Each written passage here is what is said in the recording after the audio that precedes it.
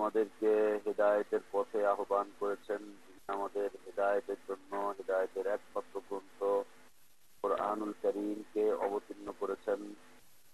তিনি আমাদের জন্য হেদায়েতের পথের আদর্শ দিশারি হিসাবে মুহাম্মদুর রাসূলুল্লাহ সাল্লাল্লাহু আলাইহি ওয়াসাল্লামকে এককভাবে নির্ধারণ করেছেন।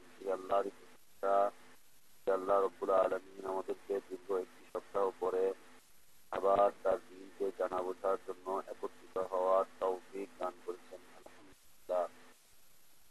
অসংখ্য অগণিত সালাত ও সালাম আমাদের প্রিয় নবী, প্রিয় রাসূল, প্রিয় ইমাম, প্রিয় আদর্শ ব্যক্তিত্ব, একমাত্র আদর্শ কেন্দ্রীয় ব্যক্তিত্ব মুহাম্মদুর রাসূলুল্লাহ সাল্লাল্লাহু আলাইহি ওয়াসাল্লাম প্রতি আল্লাহ সুবহানাহু ওয়া তাআলা যাকে কল্যাণের আধার করে বিশ্ব মানবতার জন্য মুক্তির দূত করে পাঠিয়েছিলেন, যার আদর্শের বাস্তবায়নের মধ্যেই রয়েছে মানুষের ইহকালীন কল্যাণ, পরকালীন মুক্তি, মানবতার প্রকৃত পথ।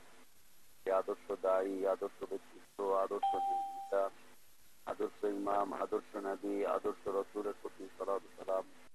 আল্লাহুম্মা সাল্লি আলা মুহাম্মাদ ওয়া আলা আলি মুহাম্মাদ কামা সাল্লাইতা আলা ইব্রাহিম ওয়া আলা আলি ইব্রাহিম ইন্নাকা হামিদুম মাজিদ। আল্লাহুম্মা বারিক আলা মুহাম্মাদ ওয়া আলা আলি মুহাম্মাদ কামা বারাকতা আলা ইব্রাহিম ওয়া আলা আলি ইব্রাহিম ইন্নাকা হামিদুম মাজিদ। সম্মানিত উপস্থিতি, আলহামদুলিল্লাহ, আল্লাহ তাবারক ওয়া তাআলার অসংখ্য শুকরিয়া যে আল্লাহ তাবারক ওয়া তাআলা আমাদেরকে তাঁর দ্বীনের মৌলিক বিষয়গুলোকে জানার তৌফিক দান করছেন। তাঁর দ্বীনের মৌলিক বিষয়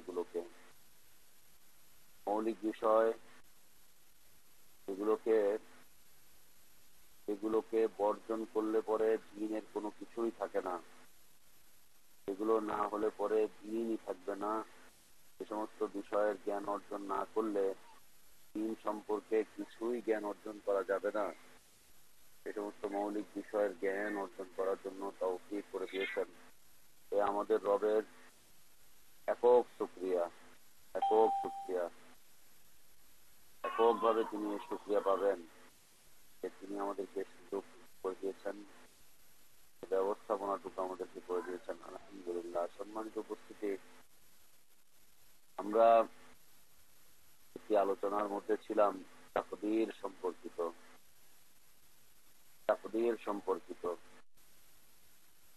আমরা সর্বশেষ আলোচনা পেশ করেছিলাম তাকদীর অস্বীকারীদের পরিণতি সম্পর্কে। যারা তাকদীরকে অস্বীকার করবে তাদের অবস্থানটা কি, সাহাবীরা, আল্লাহর রাসূল সাল্লাল্লাহু আলাইহি ওয়াসাল্লামের সাহাবীরা সেই বিষয়টাকে কিভাবে নিচ্ছেন, তারা কি বর্ণনা দিচ্ছেন, আল্লাহ রাসূল সাল্লাল্লাহু আলাইহি ওয়াসাল্লাম কি বর্ণনা দিলেন তাকদীর অস্বীকারীদের পরিণতি। তাকদীর অস্বীকারী ব্যক্তি সে যত বেশি সাদাকা করুক, যত বেশি দান করুক, যত বেশি ইসলাম চালাক, যত আমলই তার হোক না কেন, সে যাই করুক না কেন, তার কোনো আমলই আল্লাহর কাছে গ্রহণযোগ্য হবে না। যে ব্যক্তি তাকদীরকে অস্বীকার করে, কারণ আল্লাহ রাসূল সাল্লাল্লাহু আলাইহি ওয়াসাল্লাম বলেন, মান মাতা আলা গায়রি হাদা ফালাইসা মিন্নি। যে ব্যক্তি তাকদীরে বিশ্বাস ব্যতীত মৃত্যুবরণ করলো, সে আমার উম্মতের অন্তর্ভুক্ত নয়। আল্লাহ রাসূল সাল্লাল্লাহু আলাইহি ওয়াসাল্লাম বলেন, মান লাম ইউমিন বিল কদরি খাইরিহি ওয়া শাররিহি আহরাকাহুল্লাহু বিন-নার। যে ব্যক্তি তাকদীর এবং তাকদীরের ভালো মন্দ বিশ্বাস করে না, তাকে আল্লাহ সুবহানাহু ওয়া তাআলা জাহান্নামের আগুনে জ্বালাবেন। আল্লাহ সুবহানাহু ওয়া তাআলা তাকে জ্বালাবেন। তাকদীর অস্বীকারীদের পরিণতি অত্যন্ত ভয়াবহ। সম্মানিত উপস্থিতি, আমরা আলোচনার মধ্যে নিয়ে এসেছিলাম যে তাকদীর অস্বীকার বা তাকদীর সম্পর্কে বিভিন্ন ধরনের অশালীন বক্তব্য, তাকদীর সম্পর্কে বিভিন্ন ধরনের সন্দেহ পোষণ, এগুলো মুমিনের ঈমানকে খর্ব করে দেয়, শেষ করে দেয়।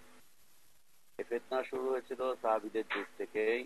কুফা থেকে, বসরা থেকে সর্বপ্রথম এই ফিতনার সূচনা হয়েছিল।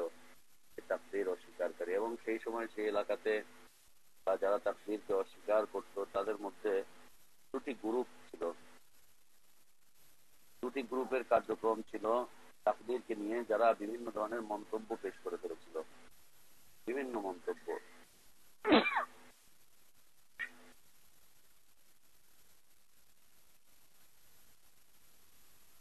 তাকদীরকে নিয়ে মন্তব্য পেশ করেছিল। তাদের সূচনা হয়েছিল দুটি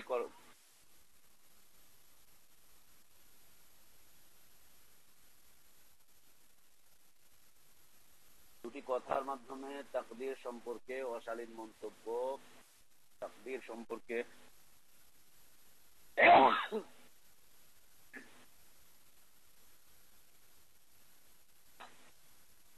কথার মাধ্যমে তাকদীর সম্পর্কে তাদের অশালীন মন্তব্য বা তাকদীর সম্পর্কে তাদের ঈমান খর্ব হয়ে যেতে বসেছিল।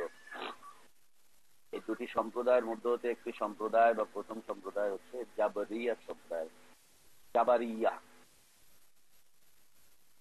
জাবারিয়া সম্প্রদায়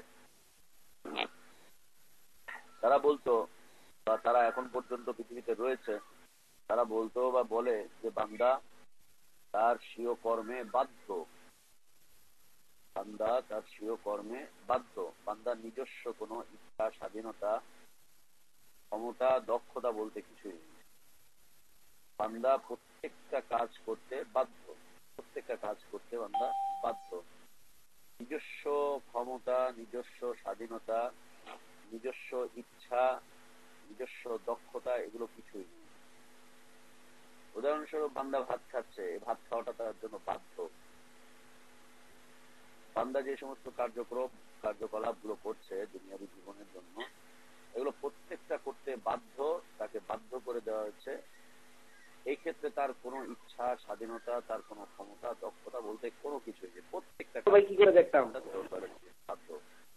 খাচ্ছে এটা করতে বাধ্য, বিয়ে করছে এটা করতে বাধ্য, ও সন্তানকে লালন পালন করছে এটা করতে ও বাধ্য। ও দুনিয়াবী আর যত কাজ আছে সবকিছুই যেন ওর উপরে বাধ্যতামূলক চাপিয়ে দেওয়া হয়েছে। এইটা ক্ষেত্রে ওকে স্বাধীনতা, এবং যতগুলো খারাপ কাজ করছে খারাপ কাজ করতে সে বাধ্য। খারাপ কাজ যা করছে খারাপ কাজগুলোকে সে বাধ্য হয়ে করছে, অথবা ভালো কাজ যা করছে বাধ্য হয়ে করছে। তার নিজস্ব স্বাধীনতা, ইচ্ছা, দক্ষতা, ক্ষমতা কোনো কিছু নেই, কোনো কিছু নেই। জাবারিয়া সম্প্রদায় হচ্ছে বাতিল একটি সম্প্রদায় তাকদীরের ক্ষেত্রে। তাদের ধারণাই এটা ছিল যে বান্দা তার তাকদীরের ক্ষেত্রে প্রত্যেকটা কাজ করতে সে বাধ্য থাকবে, অথবা বাধ্য, তাকে জোর করে এই কাজগুলো করানো হচ্ছে। চোর চুরি করছে, এই চুরি করতে সে বাধ্য। প্রাণী জেনা করছে, এটা করতে সে বাধ্য। তারা যারা পান করে, মদ যারা পান করে, তারা এই মদ পান করতে বাধ্য। আবার যারা ভালো কাজ করছে, ভালো কাজটা তাদের উপরে বাধ্যতামূলক চাপিয়ে দেওয়া করতে বাধ্য। ক্ষেত্রে কোনো ইচ্ছা, স্বাধীনতা কোনো কিছুই নেই। হচ্ছে বিভ্রান্ত একটি দল, যাদের আনাগোনা আমাদের দেশেও রয়েছে, আমাদের দেশেও রয়েছে যাদের আনাগোনা। তেমনি নাচাও তেমনি নাচি, কি দোষ, আমাকে এভাবেই করে রাখা হয়েছে, অতএব আমার সমস্যা কি, জান্নাত জাহান্নাম তৈরি করেই রাখা হয়েছে, জাহান্নাম তো মানুষকে দিয়েই ভরা হবে, ভরা হবে, অতএব আল্লাহ তো এগুলোকে তৈরি করে রেখেছেন, আমার সমস্যাটা কি, আমাকে এই কাজগুলোকে করতে বাধ্য করা হচ্ছে। তো এই জাবারিয়া, জাবরন, মুজাবের, যাকে বলা হয় স্বৈরাচার, হ্যাঁ স্বৈরাচার। তো না, এই বিষয়টা এরকম নয়। আবার দ্বিতীয় আর একটা দল, যাদেরকে কাদেরিয়া বলা হতো, এখনো রয়েছে কাদেরিয়া সম্প্রদায়। আপনারা দেখে দেখবেন বিভিন্ন পত্র পত্রিকায় বা বিভিন্ন খানকায়, পোস্টারিং এ বা বিভিন্ন সময় দেখবেন কাদেরিয়া তরিকার লোক, কাদেরিয়া তরিকার লোক। কেউ কেউ বলে থাকেন যে আব্দুল কাদের জিলানী থেকে এই তরিকা তৈরি হয়েছে কিনা। এই তরিকা সেই সাহাবীদের যুগ থেকে কাদেরিয়া সম্প্রদায়, পরবর্তীতে এটা পীরদের সাথে মিলে গিয়েছে, পীরদের সাথে, সুফিবাদের সাথে পরবর্তীতে মিলে গিয়েছে কাদেরিয়া সম্প্রদায়। এরা হচ্ছে জাবরিয়া সম্প্রদায়ের একেবারে বিপরীত, টোটালি উল্টো, একদম উল্টো দিকে। জাবরিয়া সম্প্রদায় বলতো যে আমরা বাধ্য, বান্দা বাধ্য, বান্দার স্বাধীনতা নেই, ইচ্ছা নেই, দক্ষতা নেই, ক্ষমতা নেই।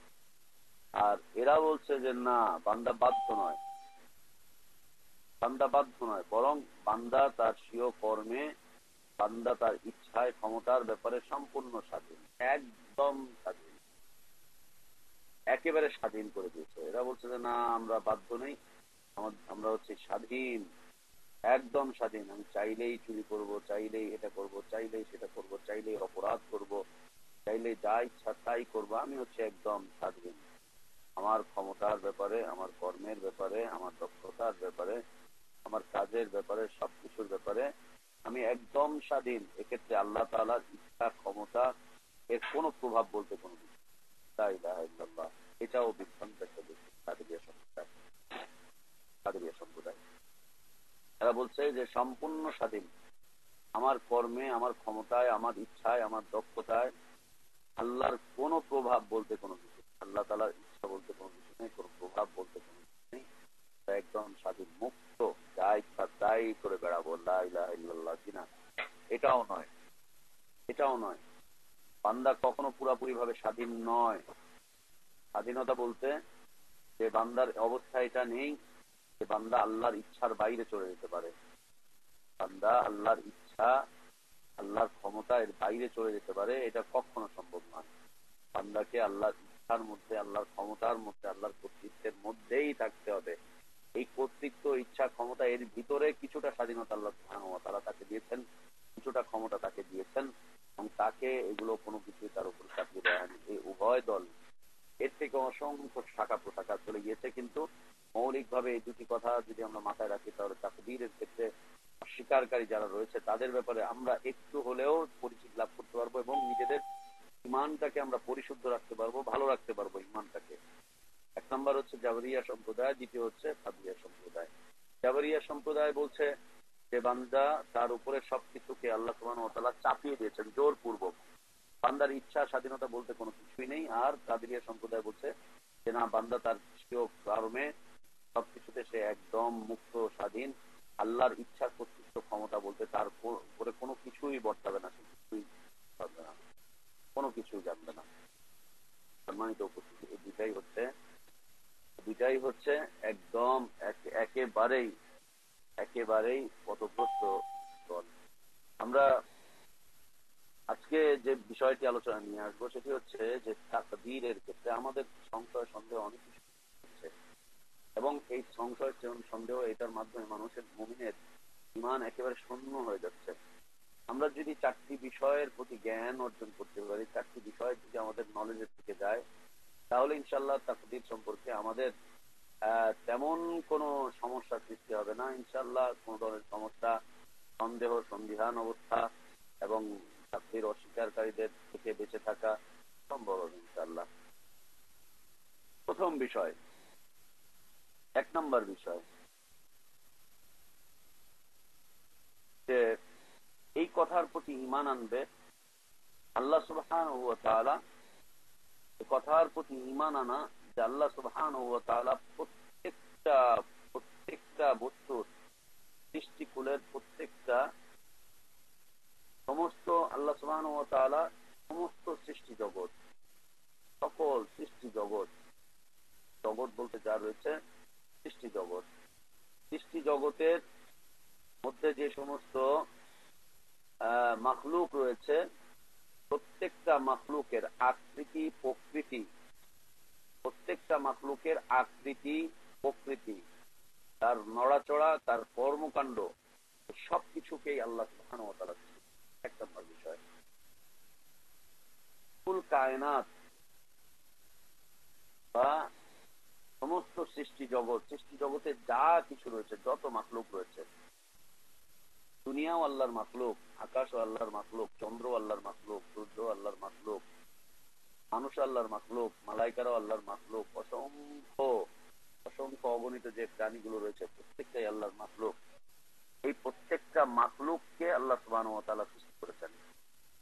সবগুলো মাখলুকের স্রষ্টা হচ্ছেন আল্লাহ সুবহানাহু ওয়া তাআলা। এই সবগুলো মাখলুকের আকৃতি, আকৃতি তো আমরা বুঝতে পারছি, গঠন প্রণালী, আকৃতি, সবগুলো মাখলুকের আকৃতি প্রকৃতি এবং তার নড়াচড়া, তার কর্মকাণ্ড, নড়াচড়া আমরা বুঝতে পারছি, সূর্য নড়ছে, চন্দ্র নড়ছে। যদিও বিজ্ঞান বলছে যে সূর্য স্থির থাকে, চন্দ্র স্থির থাকে, পৃথিবী ঘুরে, কই ঘুরতে ঘুরতে আমেরিকা তো বাংলাদেশ পর্যন্ত আসলো না। প্রতিদিন যদি এক এক ইঞ্চি করে ঘুরতো তাহলে তো আরেক দিকে চলে যেত। বিজ্ঞান বলছে, বিজ্ঞানের সব কথাই আমাকে আপনাকে মেনে নিতে হবে, বুঝে নিতে হবে, না বিষয়টা এমন নয়। আল্লাহ সুবহানাহু ওয়া তাআলা সূর্যকে সৃষ্টি করেছেন, সূর্য সম্পর্কে তিনি কি বলছেন? আল্লাহ সুবহানাহু ওয়া তাআলা চন্দ্রকে সৃষ্টি করেছেন, এই চন্দ্র সম্পর্কে তিনি কি বলছেন? যদিও আমাদের মাঝে এই সম্পর্কে অনেক বিতর্ক থাকতে পারে, বিজ্ঞানের বক্তব্য থাকতে পারে, এটা সেটা, যদি ঘুরতেই থাকে সারা পৃথিবী, তাহলে পৃথিবীর মানুষগুলো স্থির অবস্থায় থাকতে পারবে না, এটা অসম্ভব কথা। অথচ আল্লাহ সুবহানাহু ওয়া তাআলা পৃথিবী সৃষ্টি করেছেন, চন্দ্র সূর্য সব করেছেন, তার ব্যাপারে বলেও দিয়েছেন অশামসু তাজরি লিমুস্তাকাররিন লাহা, সূর্য তার নির্ধারিত কক্ষপথে চলতে থাকে। আল কামারা কাদ্দারনাহু মানাজিল হাত্তা আদা কাল উরজুনিল কাদিম, এবং চন্দ্র সেও তার নির্ধারিত কক্ষপথে চলতে থাকে। সূর্যও চলে, চন্দ্রও চলে, সাথে যদি পৃথিবীও চলতে থাকতো, তাহলে তো আমরা দেখতাম একটু আগে পৃথিবীটা পূর্বের দিকে ছিল, আবার পশ্চিমে চলে যাচ্ছে, আবার ওদিক থেকে দক্ষিণে যাচ্ছে, আবার উত্তরে যাচ্ছে, আবার কি হচ্ছে না হচ্ছে। লা ইলাহা ইল্লাল্লাহ। জি না, বিজ্ঞানের প্রত্যেকটা কথা, যারা আজকে বিজ্ঞান দিয়ে কোরআনের ব্যাখ্যা করছে, যারা আজকে বিজ্ঞান দিয়ে অন্য অন্য বিষয়গুলোকে নিয়ে আসছে, বিজ্ঞান দিয়েই যারা কোরআন হাদিসকে সত্যায়ন করার চেষ্টা করছে, তারা ভুল পথে রয়েছে। বরং বিজ্ঞানকে সত্যায়ন করতে হবে কোরআন এবং হাদিসকে, আল্লাহর বিধান দিয়ে, আল্লাহর ওয়াহী দিয়ে সবকিছুকে সত্যায়ন করতে হবে। আল্লাহর ওয়াহী দিয়ে, আল্লাহর ওয়াহীর বিপরীত যদি কোনো বিষয় চলে আসে, তাকে সাথে সাথে বর্জন করতে হবে। যাই হোক, আমরা পরবর্তীতে ইনশাল্লাহ যাব সেই দিকে। পরবর্তীতে ইনশাল্লাহ আমাদের আলোচনা থাকবে ইনশাল্লাহ, আমাদের ইমান কোরআনে না বিজ্ঞানে, কোরআনের প্রতি আমাদের ইমান না বিজ্ঞানের প্রতি আমাদের ইমান, এই এই নামে ইনশাল্লাহ আমাদের আলোচনা থাকবে। কয়েকটি আলোচনা, যে উম্মতকে কিভাবে ধ্বংস করে দেওয়া হচ্ছে, ধ্বংস করে দেওয়া হচ্ছে কোরআন বোঝার নামে বিজ্ঞানের ব্যাখ্যা নিয়ে আসছে, অথচ বিজ্ঞানের ব্যাখ্যাগুলো পরিবর্তনীয়। আজকে বিজ্ঞান যে ব্যাখ্যা দিচ্ছে, 50 বছর পরে তার এই থিওরি পরবর্তী বিজ্ঞানীরাই রাখবে না। গত 200 বছর আগে বিজ্ঞানীরা যে থিওরি দিয়েছে, আজকে সেই থিওরিকে বলছে ভুল। কিন্তু কোরআনুল কারীম মহাবিজ্ঞানময় আল্লাহ সুবহানাহু ওয়া তাআলার পক্ষ থেকে অবতীর্ণ হয়েছে। লা তাবদীলা লিকালিমাতিল্লাহ, আল্লাহর এই কালিমার মধ্যে কোন ধরনের পরিবর্তন করবে না। তিনি যা বলে দিয়েছেন তাই হবে, যা বলেছিলেন তাই হয়েছে, যা বলেছেন তাই করবে। যাই হোক, আল্লাহ সুবহানাহু ওয়া তাআলা সৃষ্টি জগৎকে, সমস্ত মাখলুকাতকে তিনি সৃষ্টি করেছেন। একক স্রষ্টা হচ্ছেন তিনি। সৃষ্টি জগতের আকৃতি প্রকৃতি, তার নড়াচড়া, তার কর্মকাণ্ড, সব কিছুর স্রষ্টা হচ্ছেন আল্লাহ সুবহানাহু ওয়া তাআলা। তার দলিল হচ্ছে, তিনি বলছেন সূরা জুমার আয়াত নম্বর 62, আল্লাহু খালিকু কুল্লি শাইইন ওয়া হুয়া আলা কুল্লি শাইইন ওয়াকিল। আল্লাহ সবকিছুর স্রষ্টা, সবকিছুর স্রষ্টা, সকল প্রকার কর্মকাণ্ড, প্রত্যেকটা মাখলুকের নড়াচড়া, প্রত্যেকটা মানুষ যত কাজ করে, প্রত্যেকটা কাজের স্রষ্টা হচ্ছেন আল্লাহ সুবহানাহু ওয়া তাআলা। এগুলো খেয়াল রাখতে হবে, এটা কোরআনের কথা, আমার কথা নয়। অনেকে এই বিষয়টাকে নিয়ে অস্বীকৃতি জ্ঞাপন করে যে সবকিছু স্রষ্টা যদি আল্লাহ সুবহানাহু ওয়া তাআলা হন, তাহলে বিষয়টা কেমন দাঁড়াচ্ছে। জি, সবকিছুর স্রষ্টা হচ্ছেন আল্লাহ সুবহানাহু ওয়া তাআলা, সবকিছুর স্রষ্টা। তিনি সৃষ্টি করেছেন, এককভাবে তিনি সবকিছু করেছেন। বান্দার কর্মকাণ্ড, বান্দার নড়াচড়া, বান্দার আকৃতি প্রকৃতি এবং সমস্ত মাখলুকের সৃষ্টি, সব কিছুর একক স্রষ্টা হচ্ছেন তিনি। তিনিই সৃষ্টি করেছেন। এক্ষেত্রে আল্লাহ সুবহানাহু ওয়া তাআলা বলছেন যে আল্লাহু খালিকু কুল্লি শাইইন ওয়া হুয়া আলা কুল্লি শাইইন ওয়াকিল। আল্লাহ সব কিছুর স্রষ্টা এবং তিনি সবকিছুর উপর তত্ত্বাবধানকারী। তিনি তত্ত্বাবধান করছেন। তিনি আরো বলছেন সূরা ফুরকান আয়াত নাম্বার 2, তিনি আরো বলছেন ওয়াখালাকা কুল্লা শাইইন ফাকাদ্দারাহু তাকদীরা, এবং তিনি প্রত্যেক বস্তু সৃষ্টি করেছেন, অতঃপর তা নির্ধারিত করেছেন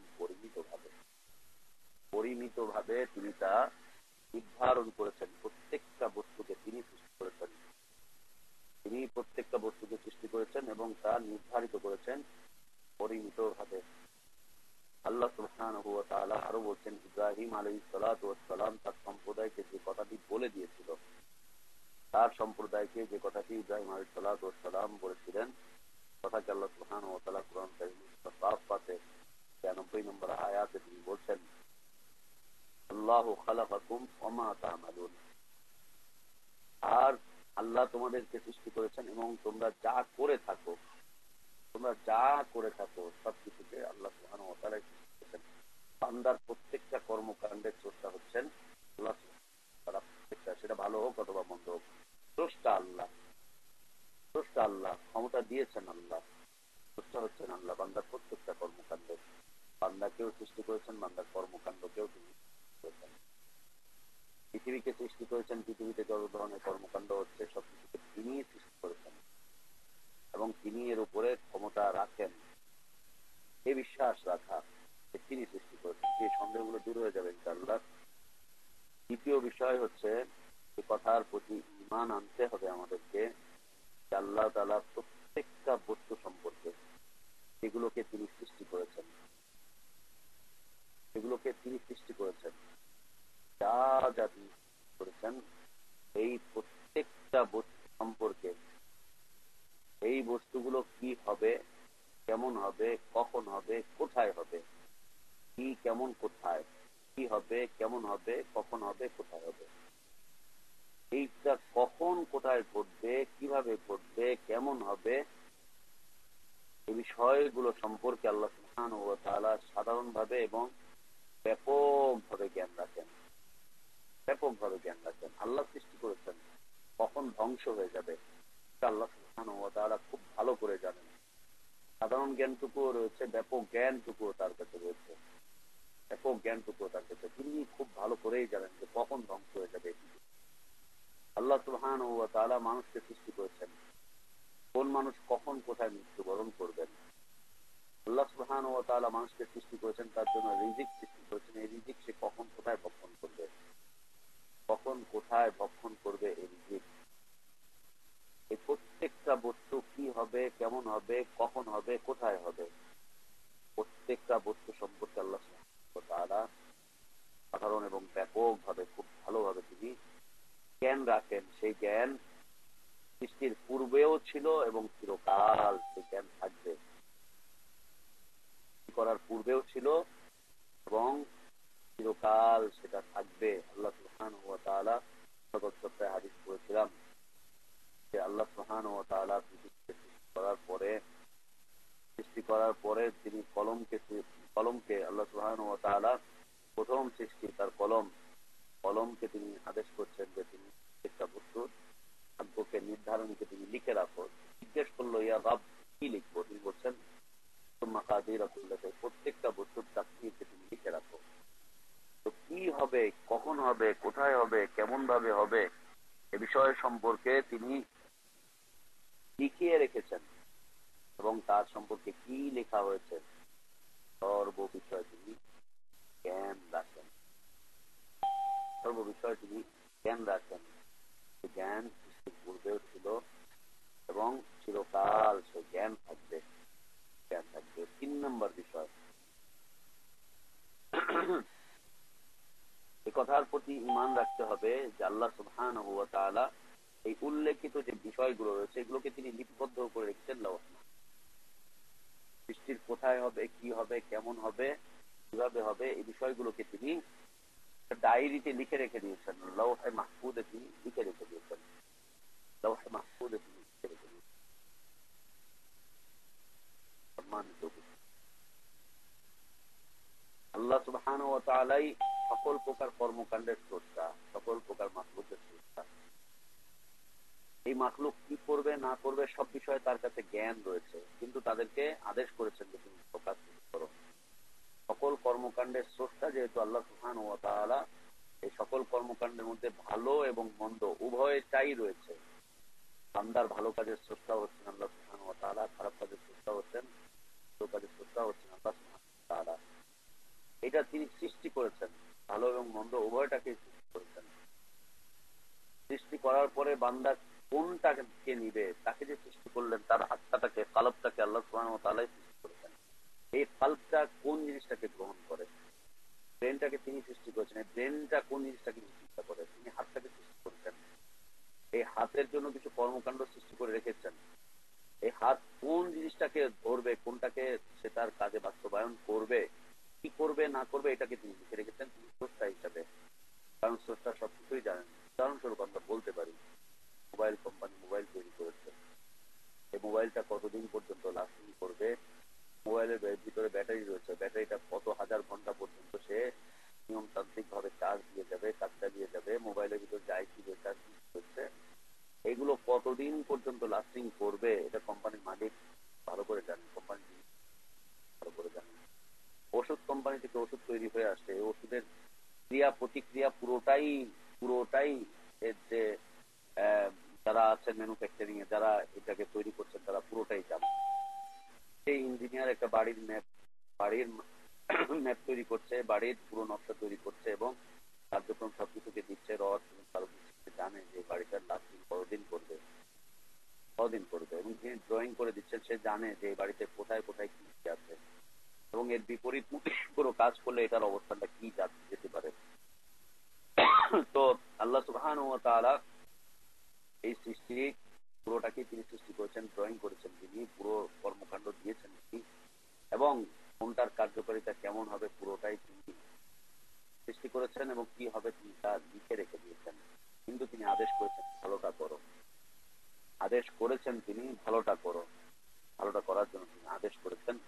এবং এই যে বিষয়গুলো, এই বিষয়গুলোকে তিনি লওহে মাহফুজে লিখে রেখেছেন। আল্লাহ সুবহানাহু ওয়া তাআলা সূরা হজ আয়াত নম্বর 70 তিনি বলেন, আলাম তা'লাম আন্নাল্লাহা ইয়া'লামু মা ফিস সামাই ওয়াল আরদ যালিকা ফি কিতাব যালিকা আলাল্লাহি ইয়াসির। তিনি বলছেন, নবী আপনি কি জানেন না যা কিছু আকাশমণ্ডলী এবং ভূমণ্ডলে জমিনে আছে, আকাশে এবং জমিনে যা কিছু রয়েছে, মা ফিস সামাই ওয়াল আরদ যা কিছু রয়েছে আকাশ সমূহে এবং জমিনে, যালিকা ফি কিতাব তা সবই আল্লাহর জ্ঞানে রয়েছে। আন্নাল্লাহা ইয়া'লাম তা অবশ্যই সবকিছু আল্লাহ সুবহানাহু ওয়া তাআলা জানেন। আকাশে কি রয়েছে তা সব আল্লাহ সুবহানাহু ওয়া তাআলা জানেন, জমিনে কি রয়েছে সবকিছুই তিনি জানেন, সব কিছু জ্ঞান তার রয়েছে। ইন্না যালিকা ফি কিতাব সব কিছু কিতাবে লিখিত আছে, লওহে মাহফুজে তিনি লিখে রেখেছেন, কিতাবের মধ্যে বিষয়গুলো সব কিছু আছে। ইন্না যালিকা আলাল্লাহি ইয়াসির, আর এই কাজটা আল্লাহর জন্য খুবই সহজ, কাজটি আল্লাহর জন্য খুবই সহজ। সম্মানিত উপস্থিতি, চতুর্থ বিষয় তাকদীর সম্পর্কে ঈমানের চতুর্থ বিষয়, এই ঈমান আনতে হবে, বিশ্বাস রাখতে হবে যে সৃষ্টি জগতের কোনো কিছুই আল্লাহ তাআলার ইচ্ছা শক্তির বাইরে নয়, কোনো কিছুই আল্লাহ তাআলার ইচ্ছা শক্তির বাইরে নয়। আপনি ইচ্ছা করলেই একটা বিষয় করতে পারবেন, বিষয়টা এমন নয়। এখানে আল্লাহরও ইচ্ছা শক্তি, আল্লাহরও ইচ্ছার প্রয়োজন রয়েছে। আপনি খারাপ কাজ করতে চাইলেই পারবেন এমনটা না, আপনি ভালো কাজ করতে চাইলেই পারবেন, বিষয়টি এমন না। আল্লাহর ইচ্ছা শক্তির বিষয় রয়েছে। তো এই বিষয়ে বিশ্বাস রাখা যে সৃষ্টি জগতের কোনো কিছুই আল্লাহ তাআলার ইচ্ছা শক্তির বাইরে নয়, তাই সেটা আল্লাহ সুবহানাহু ওয়া তাআলা নিজের কর্ম সম্পর্কিত হোক অথবা মাখলুকের কর্ম সম্পর্কিত হোক, নিজের কর্মকাণ্ড সম্পর্কিত। আল্লাহ সুবহানাহু ওয়া তাআলার যে কর্মকাণ্ড গুলো রয়েছে এটা তার ইচ্ছার উপরে নির্ভরশীল, তার ইচ্ছার উপরে নির্ভরশীল, এটা মাখলুকের ইচ্ছার উপরে নির্ভরশীল নয়। মাখলুক চাইলেই একটা কিছু করতে পারবে বা মাখলুক চাইলেই আল্লাহ সেটা করে দিবেন, বিষয়টা এমন নয়। তার কর্মকাণ্ড তার ইচ্ছার উপরে নির্ভরশীল এবং মাখলুকের কর্মকাণ্ড তার ইচ্ছার উপরে নির্ভরশীল, মাখলুকের কর্মকাণ্ড তার ইচ্ছার উপরে নির্ভরশীল। কোন কর্মকাণ্ডই আল্লাহর ইচ্ছার বাইরে নয়, ইচ্ছা শক্তির বাইরে নয়, চাই সেটা আল্লাহর নিজস্ব কর্মকাণ্ড সম্পর্কিত হোক এবং মাখলুকের কর্ম সম্পর্কিত হোক। আল্লাহ সুবহানাহু ওয়া তাআলা বলছেন সূরা কাসাস আয়াত নাম্বার ৬৭, তিনি বলছেন ওয়ারাব্বুকা ইয়াখলুকু মা ইয়াশাউ ওয়া ইখতার, এবং আপনার প্রতিপালক যা ইচ্ছা করেন, আপনার রব যা ইচ্ছা করেন এবং পছন্দ করেন তাই তিনি সৃষ্টি করেন। আপনার রব যা ইচ্ছা করেন, যা পছন্দ করেন তিনি তাই সৃষ্টি করেন। আল্লাহ সুবহানাহু ওয়া তাআলা আরো বলছেন সূরা ইব্রাহিম আয়াত নম্বর ২৭, তিনি বলছেন ওয়াফআলুল্লাহু মা ইয়াশা, আল্লাহ যা ইচ্ছা করেন তা করে থাকেন, যা ইচ্ছা করেন তিনি তাই করে থাকেন। আরো বলছেন সূরা আলে ইমরান আয়াত নম্বর ৬, হুয়াল্লাযী ইউসাউয়িরুকুম ফিল আরহাম কাইফা ইয়াশা লা ইলাহা ইল্লা হুয়াল আজিজ, তিনি মাতৃগর্ভে যেভাবে ইচ্ছা তোমাদের আকৃতি তৈরি করেন, মাতৃগর্ভে যেভাবে ইচ্ছা সেইভাবে ইচ্ছা তিনি সেভাবেই তৈরি করেন। কাউকে অন্ধ করে মাতৃগর্ভ হচ্ছে, কাউকে পঙ্গু করে নিয়ে আসা হচ্ছে, কেউ বিকলাঙ্গ অবস্থায় আসছে, কেউ সুস্থ সবল হয়ে আসছে, কেউ মস্তিষ্ক বিকৃত অবস্থায় আসছে, কেউ পুরুষ হিসেবে আসছে, কেউ নারী হিসেবে আসছে, কেউ পুরুষ নারী দুইটার মধ্যবর্তী একটা অবস্থায় আসছে, কেউ মৃত্যু অবস্থায় আসছে, কেউ জীবন্ত অবস্থায় আসছে। আল্লাহ বলছেন হুয়াল্লাযী ইউসাউয়িরুকুম ফিল আরহাম কাইফা ইয়াশা, তিনি মাতৃগর্ভে যেভাবে ইচ্ছা তোমাদের আকৃতি প্রকৃতিতে তৈরি করেন। আল্লাহ সুবহানাহু ওয়া তাআলা মাখলুকের কর্মকাণ্ড সম্পর্কে তিনি বলছেন সূরা নিসা আয়াত নম্বর 90, লাউ শা আল্লাহু লাসাল্লাতাহুম আলাইকুম ফালাকাতালু, আল্লাহ ইচ্ছা করলে তোমাদের উপর তাদেরকে প্রবল করে দিতেন, ফলে অবশ্যই তারা তোমাদের সাথে যুদ্ধে লিপ্ত হতো। কাফের এবং মুনাফিক, কাফের এবং মুমিনদের সাথে একটি বিষয় আল্লাহ সুবহানাহু ওয়া তাআলা তুলে ধরছেন যে কোনো কিছুই যে আল্লাহর ইচ্ছা শক্তির বাইরে নয়। আল্লাহ চাইলেই কাফের সম্প্রদায়কে মুসলিম সম্প্রদায়ের উপরে চাপিয়ে দিতে পারেন, তারা তাদেরকে যুদ্ধ করবে, শেষ করে দিবে। আল্লাহ তাই বলছেন, লাউ শা আল্লাহ, যদি আল্লাহ চাইতেন, লাসাল্লাতাহুম আলাইকুম, তাদেরকে তোমাদের উপরে প্রবল করে দিতেন, ফালাকাতালুকুম, তারা তোমাদেরকে হত্যা করে দিত, তারা তোমাদেরকে শেষ করে দিত, যুদ্ধ করতো তারা তোমাদের সাথে। আল্লাহর ইচ্ছা শক্তির বিষয় আল্লাহ সুবহানাহু ওয়া তাআলা আরো বলছেন সূরা আনআম আয়াত নম্বর 112, তিনি বলছেন ওয়ালাউ শাআ রাব্বুকা মা ফাআলু ফাযারহুম ওয়া মা ইফতারুন, আপনার রব চাইলে তারা এই কাজ করতো না, সুতরাং তাদেরকে এবং তাদের মিথ্যা অপবাদকে আপনি ছেড়ে দেন। তাদের যে বিষয় আল্লাহ সুবহানাহু ওয়া তাআলা তার ইচ্ছার কথা তুলে ধরছেন, তার যে কর্ম সেটার ব্যাপার তুলে ধরছেন, তিনি যা চান তাই হয়। লাউ শাআ রাব্বুকা, যদি আপনার রব চাইতেন, যদি আপনার রব চাইতেন, না ফাআলু, তারা এই কাজটি করতো না, ফাযারহুম, আপনি তাদেরকে বর্জন করেন, ওয়া মা ইফতারুন, এবং তাদের মিথ্যাকেও বর্জন করেন, তাদের মিথ্যাকেও বর্জন করেন। সম্মানিত হচ্ছে চারটি বিষয়। এক নম্বর বিষয় হচ্ছে যে আল্লাহ সবকিছুর স্রষ্টা, সবকিছুর স্রষ্টা হচ্ছেন আল্লাহ সুবহানাহু ওয়া তাআলা। তিনি তার সৃষ্টি কি কি করবে, কখন করবে, কোথায় করবে, কিভাবে করবে, তা তিনি পুরোপুরি ভাবে জানেন। মাখলুককে তিনি পুরোপুরি ভাবে জানেন, পুরোপুরি ভাবে জানেন মাখলুককে। এবং মাখলুক কি কি করবে না করবে এগুলোকে তিনি লিখে রেখে দিয়েছেন লাওহে মাহফুজে। আর 4 নম্বর বিষয় হচ্ছে যে সৃষ্টির কোনো কিছুই আল্লাহর ইচ্ছা শক্তির বাইরে নয়, কোনো কিছুই আল্লাহর ইচ্ছা শক্তির বাইরে নয়। এই যে 4টি বিষয়, এই 4টি বিষয় কখনোই প্রমাণ করে না যে মানুষ বাধ্য সবকিছু, আবার কখনো এটা প্রমাণ করে না মানুষ একেবারে ইচ্ছা স্বাধীন, সে যা ইচ্ছা তাই করবে কিনা। আপনি যেটাই করেন আল্লাহর ইচ্ছা শক্তি প্রয়োজন হবে, আবার যেটাই আপনি করেন সেটার ব্যাপারে আপনি একেবারে পুরোপুরি স্বাধীন হতে পারেন না, ইচ্ছা শক্তি দরকার। আবার আপনার উপরে কোনো কিছুই চাপিয়ে দেওয়া হয়নি। সম্মানিত উপস্থিতি, এই যে 4টি বিষয় আমরা উল্লেখ করলাম, এই আলোচনা অনুযায়ী তাকদীরের প্রতি বিশ্বাস স্থাপন বান্দা যে সমস্ত কাজগুলোকে সে পছন্দ করে, যে সমস্ত কাজগুলোকে সে ইচ্ছা করে, যে সমস্ত কাজের ইচ্ছা করে, তার স্বাধীনতা এবং তার ক্ষমতাকে একদম খর্ব করে না। আপনি একটা কিছু পছন্দ করেছেন, এই পছন্দটা কোনোদিন খর্ব করেন না। আপনি একটা বিষয় ইচ্ছা করেছেন, সেই বিষয়টাকে খর্ব করে না। এই 4টি আলোচনা, এই যে 4টি বিষয় আমরা আলোচনা করলাম, যে এই 4টি বিষয় বান্দার তাকদীরের প্রতি বিশ্বাস স্থাপন, বান্দার পছন্দসই কর্ম, এই যে যেই বিষয়গুলোকে পছন্দ করে, যেই ইচ্ছা করে, যে স্বাধীনতা রয়েছে, এই স্বাধীনতাকে খর্ব করে না। তার দলিল হচ্ছে আল্লাহ সুবহানাহু ওয়া তাআলা বলছেন ফামান শাআ ইত্তাখাযা ইলা রাব্বিহি সাবিলা, ফামান শাআ ইত্তাখাযা ইলা রাব্বিহি সাবিলা ফামান শাআ ইত্তাখাযা ইলা রাব্বিহি মাআবা। সূরা নাবা আয়াত নম্বর 39 তিনি বলছেন বান্দার ইচ্ছা স্বাধীনতা সম্পর্কে আল্লাহ সুবহানাহু ওয়া তাআলা জানিয়ে দিচ্ছেন, সুতরাং যে ইচ্ছা করে সে যেন স্বীয় রবের নিকট ঠিকানা তৈরি করে নেয়। যে ইচ্ছা করে, ঠিকানাটা তৈরি করে রেখেছেন আল্লাহ, ঠিকানা মানে জান্নাত, জান্নাতকে তৈরি করে রেখেছেন আল্লাহ। এখন যে ইচ্ছা সে যেন জান্নাতের ঠিকানাটাকে তৈরি করে নেয়। তাকে জোর করে বলা হচ্ছে না তুমি জান্নাত তোমার ঠিকানা তৈরি করে নাও, উৎসাহ দেওয়া হচ্ছে, করতেই হবে তোমাকে না, বিষয়টা এমন নয়। কিন্তু কেউ যদি করতে চায় আল্লাহ সুবহানাহু ওয়া তাআলা তাকে সেই বিষয়ে তৌফিক দান করবেন। আবার জাহান্নামও তৈরি করেছেন আল্লাহ সুবহানাহু ওয়া তাআলা। আল্লাহ বলছেন না তোমাকে জাহান্নামে যেতেই হবে, বরং অনেক মানুষ জাহান্নামে যাবে। আল্লাহ সুবহানাহু ওয়া তাআলা জাহান্নাম থেকে বেঁচে থাকার জন্য মানুষকে আহ্বান জানিয়েছেন। কিন্তু কেউ যদি জাহান্নামের কর্মকাণ্ড করতে চায়, আল্লাহ তাআলা তাকে ক্ষমতা দিয়ে দিবেন, সে করে যাবে। ক্ষমতাটুকু আল্লাহ থেকেই নিতে হবে। আল্লাহ বলছেন ফামান শাআ আত্তাখাযা ইলা রাব্বিহি মাআবা, সূরা মুজাম্মিল আল্লাহ বলছেন ফামান শাআ আত্তাখাযা ইলা রাব্বিহি সাবিলা।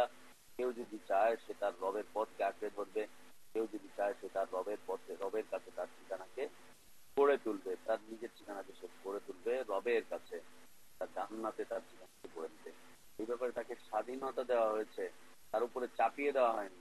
আবার যে স্বাধীনতাটা দেওয়া হচ্ছে সেই কর্মকাণ্ডটা আবার আল্লাহর এখতিয়ারের মধ্যে রয়েছে, আল্লাহর ইচ্ছার মধ্যে রয়েছে, আল্লাহর হুকুমের মধ্যে রয়েছে। আল্লাহ যদি তাকে তৌফিক দেন তবেই সে করতে পারবে। আল্লাহ সুবহানাহু ওয়া তাআলা বান্দার শক্তি এবং ক্ষমতা সম্পর্কে আল্লাহ সুবহানাহু ওয়া তাআলা বলেন ফাত্তাকুল্লাহা মাসতাতা'তুম ওয়াসমা'উ ওয়া আতি'উ ওয়ানফিকু খায়রাল লাকুম। সূরা তাগাবুন আয়াত নম্বর 16। আল্লাহ বলেন অতএব সাধ্য অনুযায়ী তোমরা আল্লাহকে ভয় করো।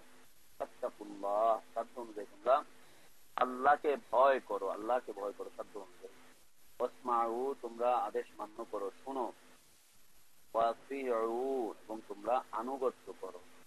আল্লাহ সুবহানাহু ওয়া তাআলা আরো বলছেন সূরা বাকারা 183 নম্বর আয়াত, সর্বশেষ আয়াত, তিনি বলছেন লা ইউকাল্লিফুল্লাহু নাফসান ইল্লা উসআহা লাহা মা কাসাবাত ওয়া আলাইহা মা কাসাবাত।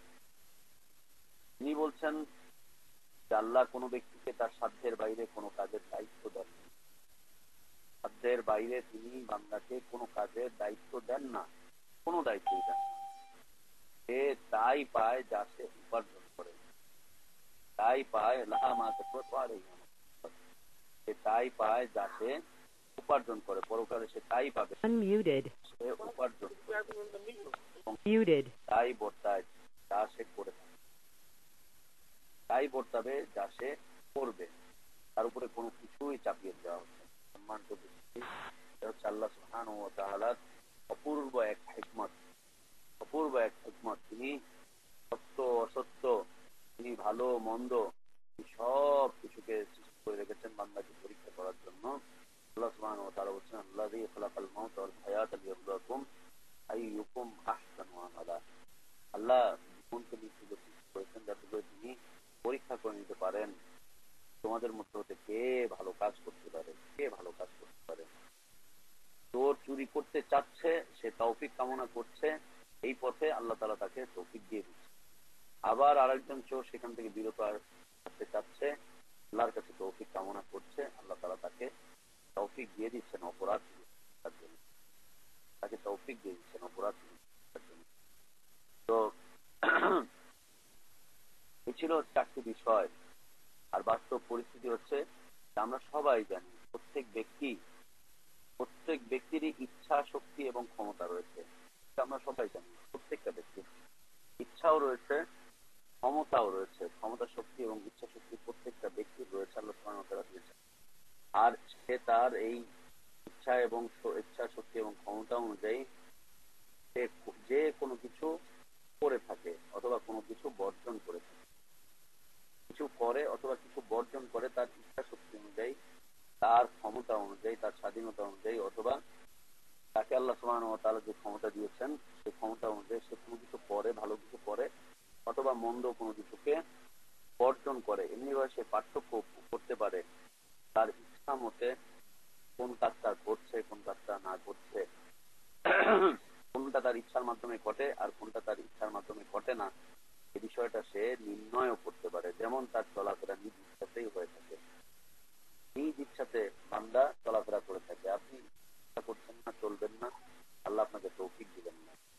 আপনি আজকে ইচ্ছা করছেন আপনি চলবেন, আল্লাহ সুবহানাহু ওয়া তাআলা আপনাকে তৌফিক দিয়ে দিবেন, চলাফেরা করবেন। তো বান্দা এই বিষয়ে তার ইচ্ছা, বান্দার ইচ্ছা রয়েছে, বান্দার শক্তি রয়েছে, কিন্তু এই ইচ্ছার মধ্যে এবং শক্তির মধ্যে শক্তি যোগান হচ্ছেন আল্লাহ সুবহানাহু ওয়া তাআলা। যেমন চলাফেরার বিষয়, কোনো ভয়ানক কোনো কিছু দেখে আমরা যে ভীত সন্ত্রস্ত হয়ে পড়ি, এই যে এটা মানুষের অনিচ্ছার একটা বিষয়। মানুষ সবসময় চায় ভালো কিছু দেখতে, ভয়ানক সব কিছুকে বর্জন করতে, কিন্তু হঠাৎ করে দেখে ফেলেছে এবং সে ভীত সন্ত্রস্ত অবস্থায় পতিত হয়েছে, সে ভয়ে ভীত হয়ে পড়েছে। এটা বান্দার অনিচ্ছাতেই হয়েছে। তো ইচ্ছা অনিচ্ছা, তো বান্দার ইচ্ছা ও ক্ষমতা, আল্লাহ তাআলার ইচ্ছা এবং ক্ষমতার মাধ্যমেই বাস্তবায়িত হয়ে থাকে তার সম্পর্কে আল্লাহ সুবহানাহু ওয়া তাআলা সূরা তাকওয়িরে 28 থেকে 29 নম্বর আয়াতে তিনি বলছেন, ইন হুয়া ইল্লা যিকরুল লিল আলামিন, ইন হুয়া ইল্লা যিকরুল লিল আলামিন লিমান শাআ মিনকুম আন ইয়াস্তাকিম ওয়া মা তাশাউনা ইল্লা আন ইয়াশা আল্লাহু রাব্বুল আলামিন।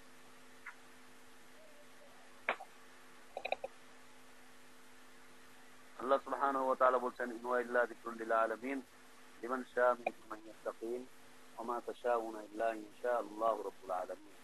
আল্লাহ বলছেন, এ তো কেবল বিশ্বাসীদের জন্য একটা উপদেশ।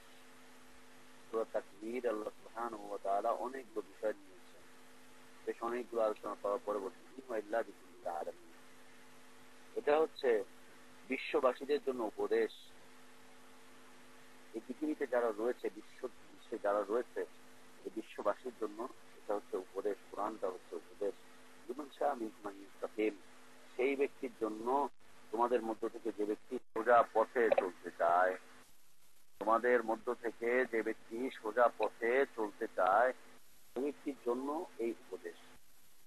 যে চাইবে সোজা পথে চলতে সে কোরআন থেকে উপদেশ পাবে, আর যে চাইবে বেঁকা পথে চলতে সে কোরআন থেকে উপদেশ খুঁজে পাবে না, সে নিবে শয়তানের থেকে উপদেশ। কোরআন ভালো মানুষের জন্য উপদেশ দিয়ে থাকে, যে ভালো পথে চলতে চায়। হ্যাঁ, অতীতে খারাপ ছিল কিন্তু এখন ভালো হয়ে যেতে চায়, এই মুহূর্ত থেকে সে সোজা পথে চলতে চায়, কোরআন তাকে সে পথ দেখায়। আল্লাহ বলছেন, ওমা তাশাউনা ইল্লা আন ইয়াশা আল্লাহু রাব্বুল আলামিন, আর তোমরা আল্লাহ রাব্বুল আলামিনের ইচ্ছার বাইরে কোনো কিছু ইচ্ছা করতে পারো না। আল্লাহর ইচ্ছার বাইরে কোনো কিছু ইচ্ছা করতে পারো না। কোনো কিছু ইচ্ছা করো, তোমরা ইচ্ছা করছো, তো সেই ইচ্ছাটা আল্লাহর ইচ্ছার মধ্যে থাকতে হবে, আল্লাহর ইচ্ছার মধ্যে থাকতে হবে। তো এছাড়া সৃষ্টি জগতের সবকিছুই আল্লাহ সুবহানাহু ওয়া তাআলার একেবারে আয়ত্তাধীন। তার রাজত্বের মধ্যে কোনো কিছুই তার জ্ঞান ও ইচ্ছা শক্তির বাইরে, কোনো কিছুই তার জ্ঞান এবং তার ইচ্ছা শক্তির বাইরে কোনো কিছুই থাকতে পারে না।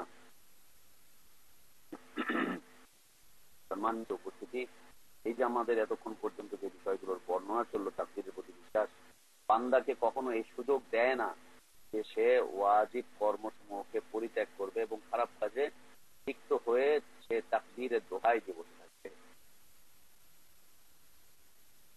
এই সুযোগ বান্দাকে কখনোই দেয় না। তাকদীর সম্পর্কিত যতগুলো আলোচনা গেল, বিষয়টি কখনোই বান্দাকে এই সুযোগ দিচ্ছে না যে সে তার উপরে যে সমস্ত কাজগুলোকে আল্লাহ সুবহানাহু ওয়া তাআলা ফরজ করে দিয়েছেন, চাপিয়ে দিয়েছেন, বিষয়টা এমন নয়, তার দায়িত্বে দিয়েছেন, তার দায়িত্বে দিয়েছেন, তার উপরে ন্যস্ত করেছেন, তার উপরে ফরজ করেছেন, সেই কাজগুলোকে সে পরিত্যাগ করবে, কাজগুলোকে সে পরিত্যাগ করবে। যেমন বান্দার উপরে সর্বপ্রথম ফরজ কি? আমাদেরকে জিজ্ঞেস করা হলে আমরা বলবো যে প্রথম ফরজ হচ্ছে সালাত, নামাজ পড়তে হবে। তার আগেও একটি ফরজ রয়েছে, যে ফরজটি হচ্ছে আল্লাহ তাওহীদের বাস্তবায়ন।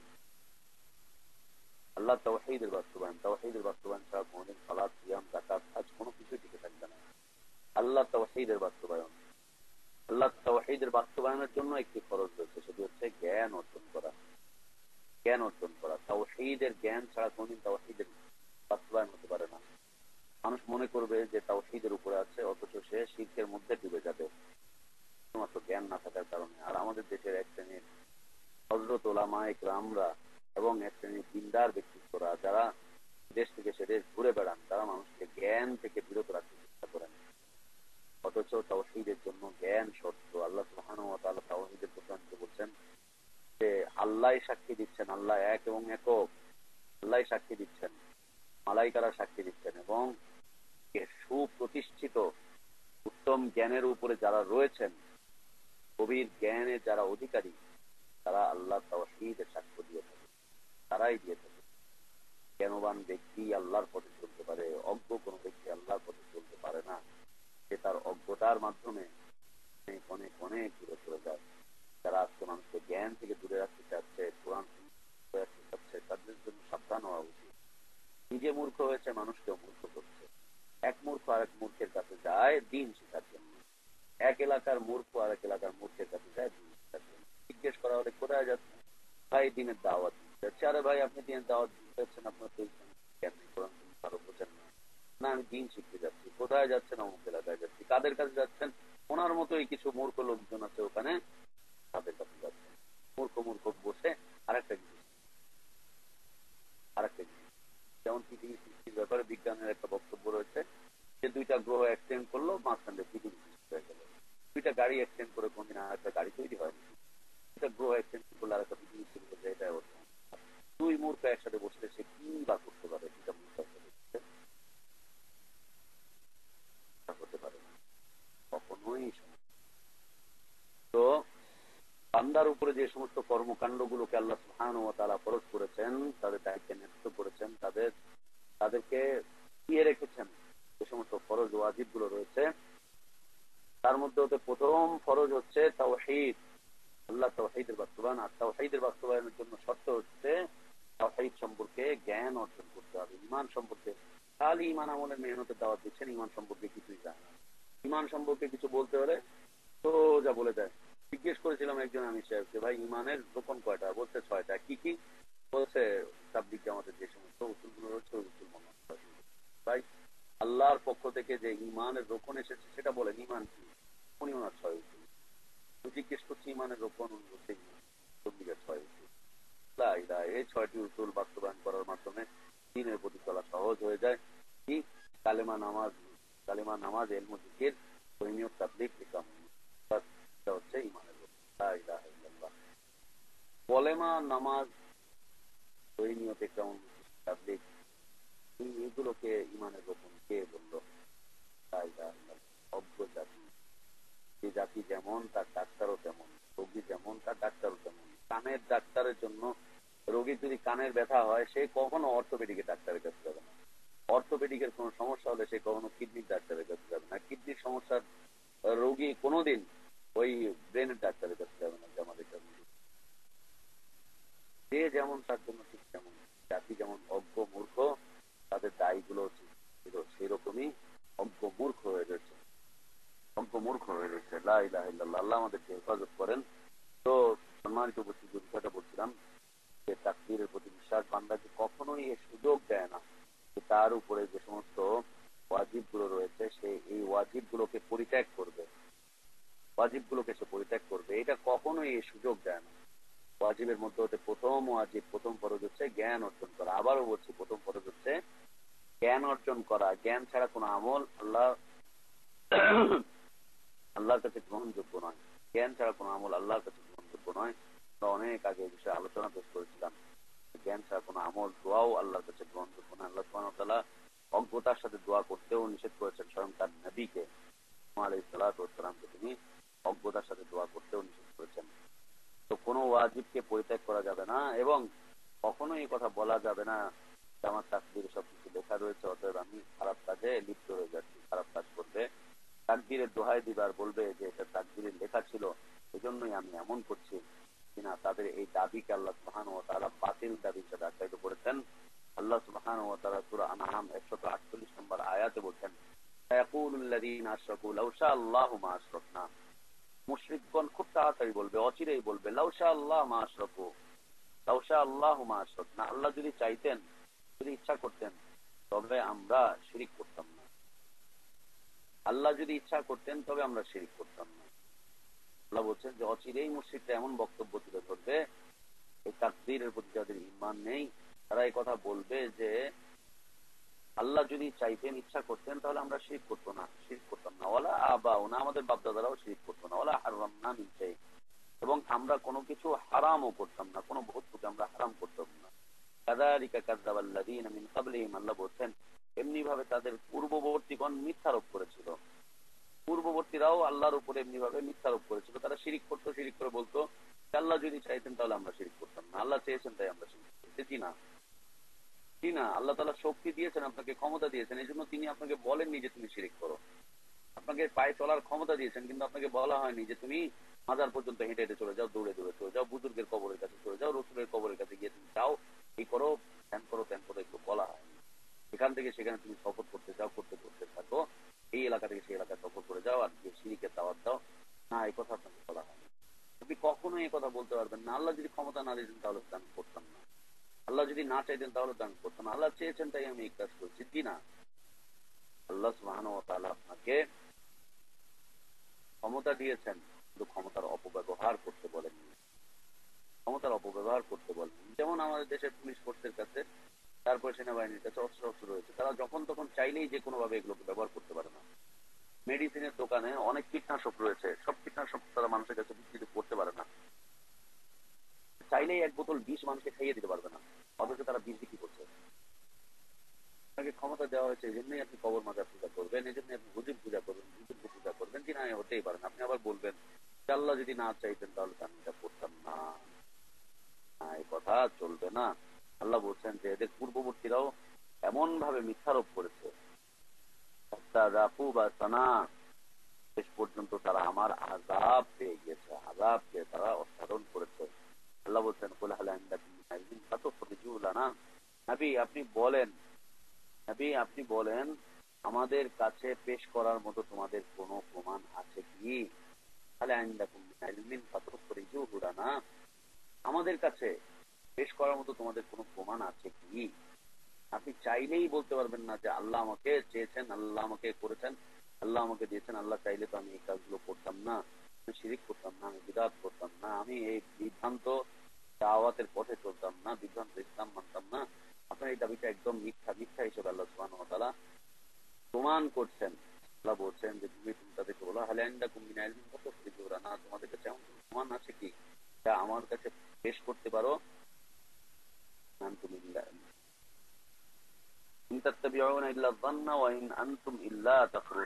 আল্লাহ বলছেন তোমরা শুধুমাত্র ধারণার অনুসরণ করো, আর তোমরা শুধু অনুমান করেই কথা বলো। ধারণার অনুসরণ করো এবং অনুমান করে তোমরা কথা বলো। তাকদীরের দলিল পেশ করা যদি ঠিক হতো তবে আল্লাহ সুবহানাহু ওয়া তাআলা তাদেরকে শাস্তি দিতেন না, শাস্তি দিতেন না। আপনার মালিক যদি আপনাকে নির্দেশ করে যে তুমি এই আকামটা করো, মালিক আপনাকে এটার জন্য এটা বলতে পারবে না। কোনো কোম্পানি, কোনো ফ্যাক্টরির মালিক যদি তার কর্মচারীকে বলে তুমি আগুন লাগিয়ে দাও, তখন তার উপরে কোনো ধরনের বিচার কার্য সম্পাদন করা সম্ভব হবে না। বলেছে এই কাজটা করতে, আমি করে ফেলেছি, তিনি আদেশ করেছেন, তার আদেশেই করেছি, তাহলে তার আযাব দেওয়া যাবে না। কিনা আল্লাহ সুবহানাহু ওয়া তাআলা তিনি বলছেন সূরা নিসা 165 নম্বর আয়াত, রুসুলাম মুবাশশিরিন ওয়া মুনযিরিন লিআল্লা ইয়াকুনা লিন-নাসি 'আলাল্লাহি হুজ্জাতুন বা'দার রুসুল কানাল্লাহু আযীজান হাকীমা। সুসংবাদদাতা এবং ভীতি প্রদর্শনকারী রূপে আল্লাহ সুবহানাহু ওয়া তাআলা রাসূলগণকে প্রেরণ করেছেন, রাসূলগণকে প্রেরণ করেছেন আল্লাহ সুবহানাহু ওয়া তাআলা সুসংবাদদাতা এবং ভীতি প্রদর্শনকারী রূপে। এবং তিনি বলছেন যাতে করে রাসূলগণের পরে আল্লাহর উপর দোষারোপ করার জন্য মানুষের কোন দলিল মানুষের কাছে না থাকে। আল্লাহর উপরে দোষারোপ করবে, এই দোষারোপ করার মতো কোন দলিল যাতে মানুষ উপস্থাপন করতে না পারে, জন্যই আল্লাহ সুবহানাহু ওয়া তাআলা যুগে যুগে নবী রাসূলকে পাঠিয়েছেন, আকাশ থেকে পানি পাঠিয়েছেন, আকাশ থেকে কিতাব পাঠিয়েছেন। আল্লাহু আকবার। সম্মানিত উপস্থিতি, তাকদীরকে দলিল হিসেবে পেশ করা যদি বিরুদ্ধবাদীদের জন্য বৈধ হতো, তাহলে আল্লাহ সুবহানাহু ওয়া তাআলা নবী রাসূলদেরকে পাঠাতেন না। কেননা আল্লাহ তাআলা নির্ধারণ অনুযায়ী তিনি তাদেরকে পৃথিবীতে পাঠিয়েছেন। পাঠানোর পরেই আবার নবী রাসূলদের বিরোধিতা করা হয়েছে, পাঠানোর পরেই আবার নবী রাসূলদের বিরোধিতা করা হয়েছে, নবী রাসূলদের বিরোধিতা করা হয়েছে। যেমন প্রত্যেক নবী রাসূল যখনই এসে সুসংবাদ দিয়েছেন এবং তারা যখনই এসে মানুষকে আল্লাহর আযাবের ভয় দেখিয়েছেন, তখনই তারা মানুষের রোষানলে পড়েছেন, মানুষের রোষানলে তারা পড়ে গেছেন এবং মানুষগুলো তাকে বিভিন্ন ভাবে কষ্ট দিত নবী রাসূলদেরকে। সম্মানিত উপস্থিতি, আপনার তাকদীরের লেখন আমি কথা বলে বলে বলে বলে কখনোই আল্লাহর কাছে পার পাওয়া যাবে না। ওমর ইবনুল খাত্তাব রাদিয়াল্লাহু আনহু একটি ঘটনা ঘটেছিল ওমর ইবনুল খাত্তাব রাদিয়াল্লাহু আনহু থেকে। এই হচ্ছে তাকদীর অস্বীকারীদের মধ্যে একটি বিষয়। তো একজন চোর চুরি করেছিল, চুরি করার পরে ওমর ইবনুল খাত্তাব রাদিয়াল্লাহু আনহু তার বিচার করার জন্য রেডি হলেন যে তার বিচার করবেন। এখন এই চোর আমিরুল মুমিনিন ওমর ইবনুল খাত্তাব রাদিয়াল্লাহু আনহু বলছেন, আমিরুল মুমিনিন আমার একটি কথা রয়েছে, বলো।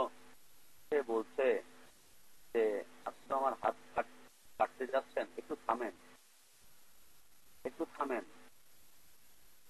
তো তাকে জিজ্ঞেস করা হলো কেন? সে বলছে এটা তো আমার তাকদীরে লেখা ছিল, আমি চুরি করবো, তাই তো আমি আমার তাকদীরে লেখা ছিল চুরি করা, তাই তো আমি চুরি করেছি। আল্লাহ আমাকে ক্ষমতা দিয়েছেন করা, তাই তো আমি আমার তাকদীরে লেখা ছিল। তাই আপনি আমার কোনো বিচারই করতে পারেন না, কারণ এটা আমার তাকদীরের ফয়সালা যে আমি চুরি করবো, চুরি করেছি, চুরি করবো, এটা আমার তাকদীরের ফয়সালা, এটা আমার তাকদীরের মধ্যে লেখা রয়েছে। অতএব আপনি আমার হাত কাটবেন না। যদি আপনি আমার হাত কাটেন তাহলে আপনি তাকদীর বিরোধী ঈমান কাজ করছেন। ওমর ইবনে খাত্তাব রাদিয়াল্লাহু আনহু বলছেন, দেখো ওটা যেমন তোমার তাকদীরে লেখা ছিল, তোমার হাত কাটাটাও তোমার তাকদীরে লেখা রয়েছে। অতএব তোমার তাকদীর অনুযায়ী আমি হাত কেটে দিই, তোমার তাকদীর, তোমার নির্ধারণী অনুযায়ী তোমার হাতকে কেটে ফেলছি। সম্মানিত, তাকদীরের বিষয়গুলো আল্লাহ সুবহানাহু ওয়া তাআলা গোপন রেখেছেন, গোপন রেখেছেন। এটা হচ্ছে তার একটি হিকমত, তার একটি কৌশল, এটা হচ্ছে তার একটি প্রজ্ঞা, তিনি গোপন করে রেখেছেন। বান্দা চাইলেই সেগুলোকে জানতে পারবে না, কিন্তু ঘটে যাওয়ার পরে সে জানবে। কারণ মানুষ কখন মৃত্যুবরণ করবে সে জানে না, কখন কোথায় খাবে সে জানে না, তার কয়টি সন্তান হবে সে জানে না, সে কত দৌলত কামাই করবে সে জানে না, সে কতগুলো অ্যাওয়ার্ড কামাই করবে সে জানে না, সে কত সম্পদ কামাই করবে সে জানে না। কিন্তু যখন পেয়ে যাচ্ছে তখন সে জানে যে এটা তার তাকদীরের উপরে ছিল, এবং এটাকে সে খারাপ কাজে ব্যবহার করবে। সে যদি চায়, আল্লাহ তাআলা তাকে চাইলে শক্তি দিতেও পারেন, কিন্তু আল্লাহ সুবহানাহু ওয়া তাআলা তাকে এটাকে ব্যবহার করতে নিষেধ করেছেন। আল্লাহ সুবহানাহু ওয়া তাআলা বলছেন, মা আসাবা মিন মুসিবাতিন ইল্লা মা আসাবা মিন মুসিবাতিন ফিল আরদ ওয়ালা ফি আনফুসিকুম ইল্লা ফি কিতাবিন মিন ক্বাবলি আন নাবরাআহা ইন্না যালিকা আলাল্লাহি ইয়াসীর। আল্লাহ বলছেন, পৃথিবীতে অথবা তোমাদের উপর যে বিপর্যয় আপতিত হয়ে থাকে তা সংঘটিত হওয়ার পূর্বেই আমি লিখে রেখেছি। যে সমস্ত বিপর্যয় আসতে থাকে এগুলো সংঘটিত হওয়ার পূর্বেই আল্লাহ সুবহানাহু ওয়া তাআলা লিখে রেখেছেন। তিনি বলছেন, নিশ্চয়ই তা আল্লাহর পক্ষে খুব সহজ। এটা এই জন্য যে তোমরা যা হারিয়েছো তাতে তোমরা বিমর্ষ না হও, এবং তিনি যা তোমাদের দান করেছেন তাতে তোমরা বেশি আনন্দিত না হও। বস্তুত আল্লাহ উদ্ধত অহংকারীদেরকে ভালোবাসেন না। তাকদীরের প্রতি বিশুদ্ধ ঈমান মানুষের জীবনে অসংখ্য ভালো এবং কল্যাণকর ফয়সালা দান করে। তার মধ্যে হতে প্রথম কল্যাণকর ফয়সালা হচ্ছে তার আমলগুলোকে আল্লাহ সুবহানাহু ওয়া তাআলা কবুল করে নেন। দ্বিতীয় ফয়সালা হচ্ছে তার জন্য আল্লাহ সুবহানাহু ওয়া তাআলা যারা তাকদীরকে অস্বীকার করে না তাদেরকে আল্লাহ সুবহানাহু ওয়া তাআলা জাহান্নামের আগুনে জ্বালাবেন না, তাদেরকে জান্নাত দান করবেন।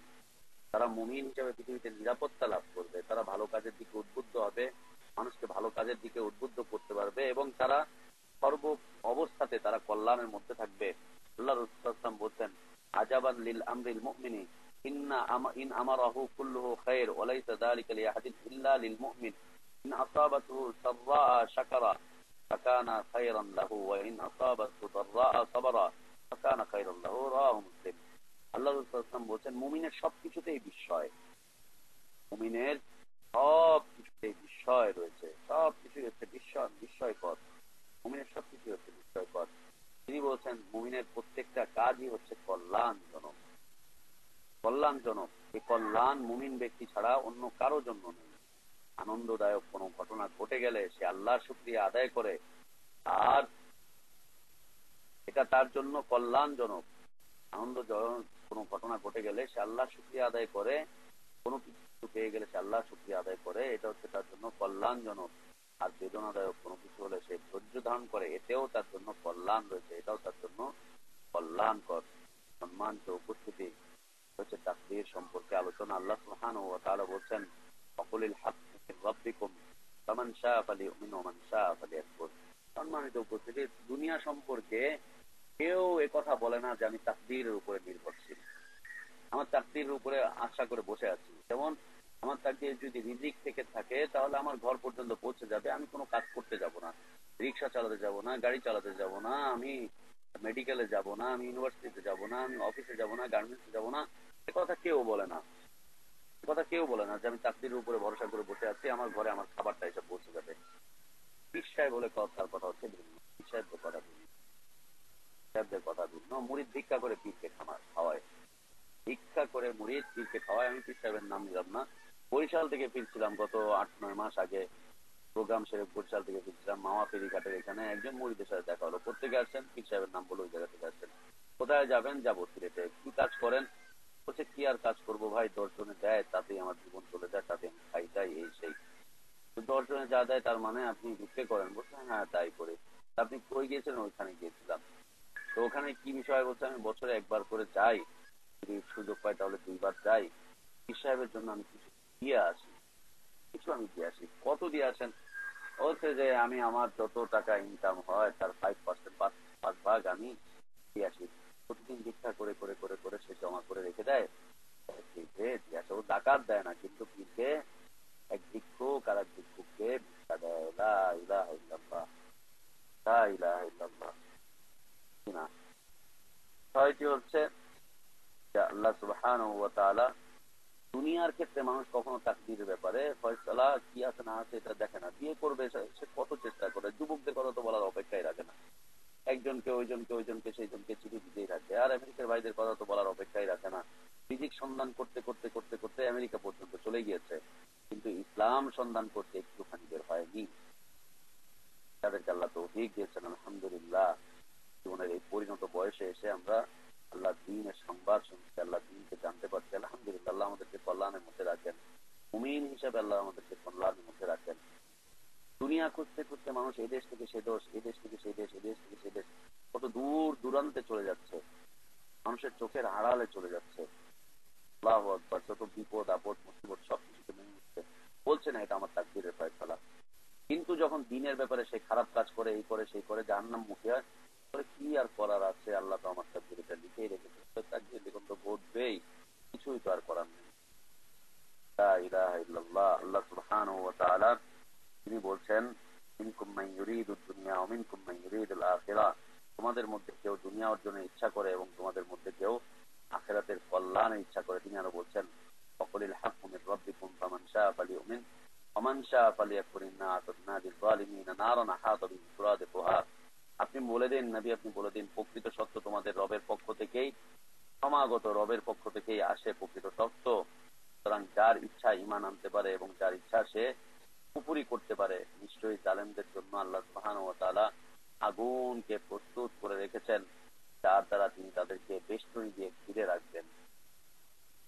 জালেমদের জন্য রয়েছে আগুনের বেষ্টনী, সেই বেষ্টনী দিয়ে আল্লাহ সুবহানাহু ওয়া তাআলা তাদেরকে ঘিরে রাখবেন। আল্লাহ সুবহানাহু ওয়া তাআলা আরো বলছেন মান আমিলা সালিহান ফালিনাফসিহি ওয়া মান আসাআ ফাআলাইহা ওয়া মা রাব্বুকা বিযাল্লামিল লিল আবিদ। যে ব্যক্তি সৎ কর্ম করে সে তার নিজের উপকারের জন্যই করে, যে অসৎ কাজ করে যে অসৎ কাজ করে তার শাস্তি তাকেই ভোগ করতে হবে। আপনার রব প্রিয় বান্দার উপরে মোটেও অত্যাচারী নন, প্রিয় বান্দার উপরে আপনার রব মোটেও অত্যাচারী নন, বিলকুল অত্যাচারী নন। আল্লাহ সুবহানাহু ওয়া তাআলা আমাদেরকে মান বিধ্বংসকারী বিষয় থেকে হেফাজত করেন, মান বিধ্বংসকারী বিষয় থেকে আল্লাহ আমাদেরকে হেফাজত করেন।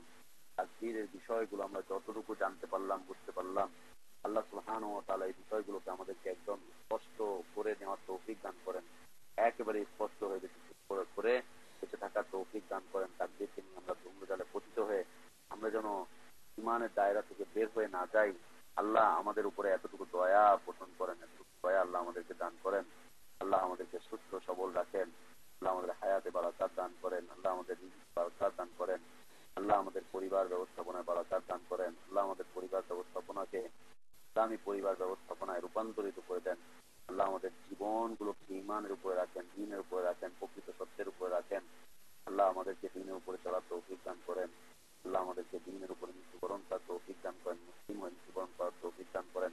সকল প্রকার দল মত পথ তরিকা ইজম মাযহাব সবকিছুকে বর্জন করে আল্লাহ এবং তার রাসূলের হুকুমকে মেনে নেওয়ার তৌফিক দান করেন, আনুগত্য করার তৌফিক আমাদেরকে দান করেন। মুসলিম হিসেবে পৃথিবীতে বেঁচে থাকার তৌফিক দান করেন, মুসলিম হয়ে মৃত্যুবরণ করার তৌফিক আল্লাহ আমাদেরকে দান করেন। আল্লাহুম্মা আমিন ওয়া আখির দাওয়ানা আলহামদুলিল্লাহি রাব্বিল আলামিন ওয়া সাল্লাল্লাহু ওয়া সাল্লাম ওয়া বারাকা আলা নাবিয়িনা মুহাম্মদ ওয়া আলা আলিহি ওয়া আসহাবিহি আজমাইন। সুবহানাকাল্লাহুম্মা ওয়া বিহামদিকা আশহাদু আল্লা ইলাহা ইল্লা আনতা আস্তাগফিরুকা ওয়া আতুবু ইলাইক।